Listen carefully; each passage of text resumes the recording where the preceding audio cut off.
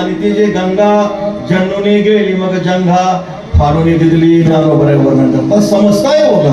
जे काही जितके काही जलप्रवाह भारत भूमीमध्ये आहे या ब्रह्मांड भूमीमध्ये आहे ते सर्व जलप्रवाहामध्ये भगीरथी आणि ती जे गंगा श्री भगीरथ महाराजांनी काय केलेलं आहे. धन्यवंशी जन्मला भगीरथ यांनी गंगा आणून पूर्वज केले. सर्वांना इतिहास माहिती आहे.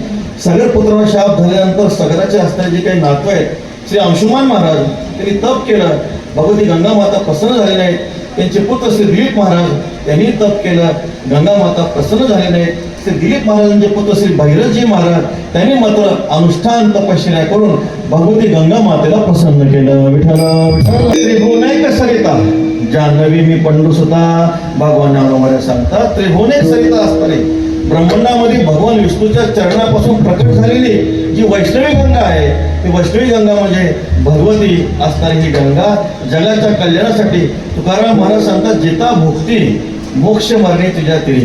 भगवती गंगा मातेच्या तटाकावर जिवंतपणे भुक्ती आहे आणि जर देह पडला तर मोक्ष सिद्ध आहे. भगवती गंगा मातेचा महिमा सांगत असताना श्लोकामध्ये खूप सुंदर अशा प्रकारचं वर्णन आलेलं आहे. दृष्ट्वा जन्मकृतं पापम स्पृष्ट्वा जन्मशतानीच स्नात्वा जन्म सहस्रानी हंती गंगा कलयुगे असं म्हणते. दृष्ट्वा फक्त गंगा भगवती गंगा मातेला जर आपण पाहिलं जन्मकृतं पापम म्हणजे ह्या जन्माचं जे पाप आहे ते सर्व निवृत्त होतं. स्पृष्ट्वा आपण भगवती गंगा मातेच्या चरणाला स्पर्श केला. स्पर्श केल्यानंतर काय होतंय 100 जन्माचं जे पाप आहे ते नाहीसं होतं. आणि स्नात्वा जन्म सहस्राने स्नान केल्यानंतर 1000 जन्माचा पाप भगवती गंगा माता नाहीसे करतात.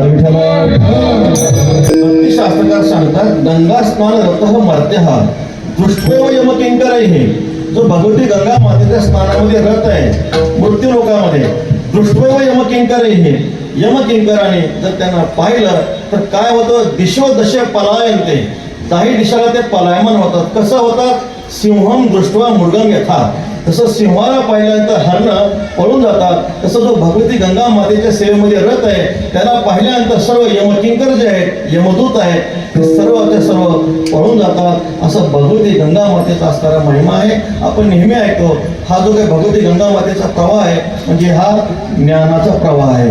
ज्ञानाला प्राप्त झालं जलीय रूप म्हणजे भगवती गंगा माता आहे. विठ्ठल